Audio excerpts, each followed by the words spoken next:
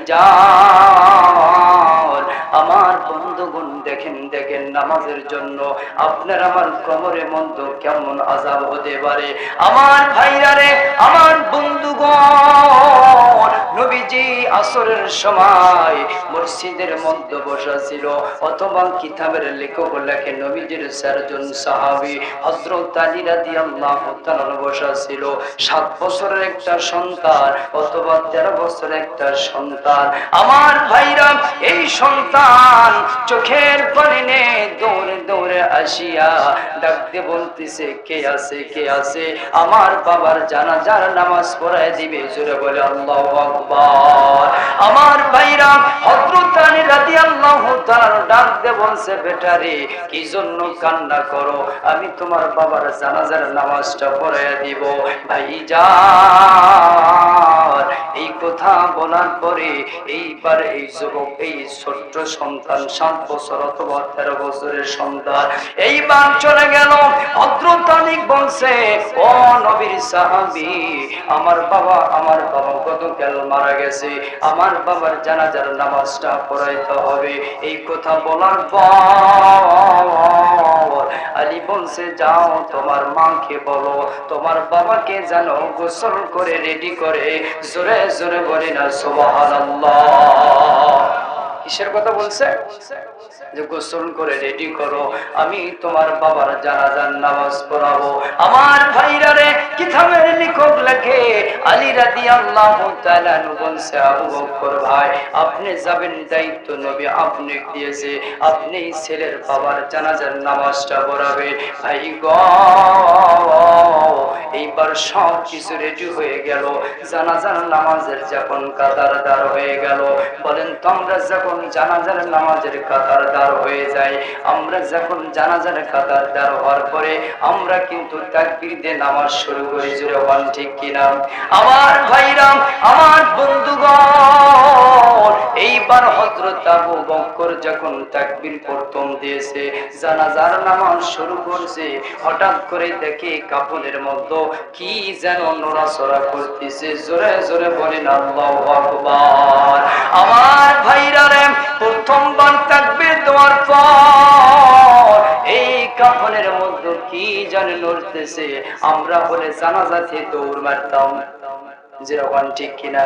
এখন যদি একটা সাপ যদি আপনাদের সামনে ফেনা তুলে আসে, ও শুনবেন না, আগে জীবন বাঁচাবেন। যেরকম নাকি হুজুর যদি বছর আগে আপনি থাকেন, আগে আমার জীবন বাঁচার লাগবে। যেরকম ঠিক কিনা? আমার ভাইরা, আমার বন্ধুগণ, এইবার কি করলো? এইবার প্রথম তাকবীর যখন দিল, আহারে জানাজার খাটনির মধ্যে কি জানি কাপড়ের মধ্যে লড়ে। ভাইজান নামাজ শেষ করলো না, দ্বিতীয় তাকবীর দিল, আবার কি জানি নড়তেছে।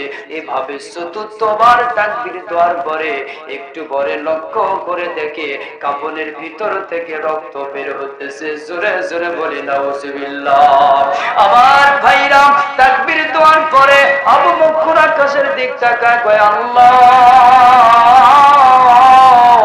এই ব্যক্তি কি পাপ করেছে আল্লাহ, এই কারণে কাফনের মধ্যে রক্ত দেখা যায় আল্লাহ।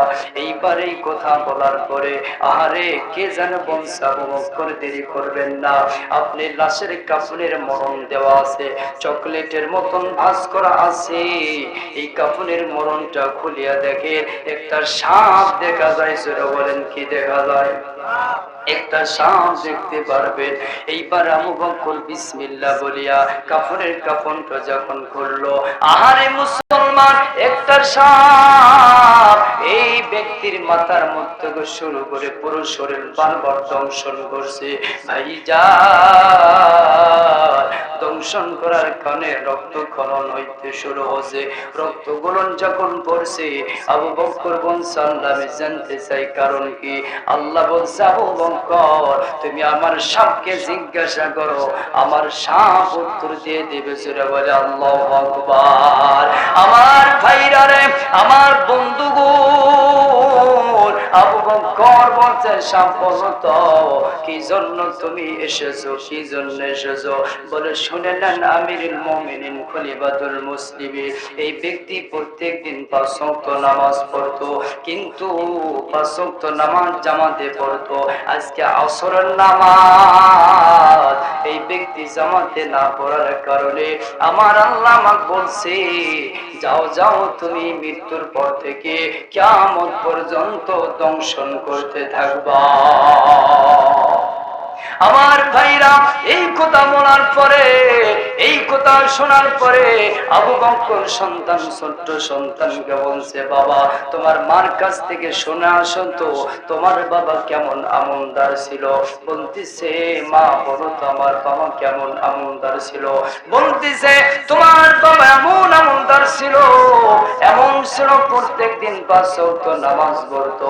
আমার ভাইরা, আমার বন্ধুগণ বলতেছে প্রত্যেকদিন নামাজ পড়তো, কিন্তু আজকে আসর নামাজ পড়ে নাই। জোরে বলেন কিসের? আসর নামাজ পড়ছে কিন্তু জামাত মিস করেছে।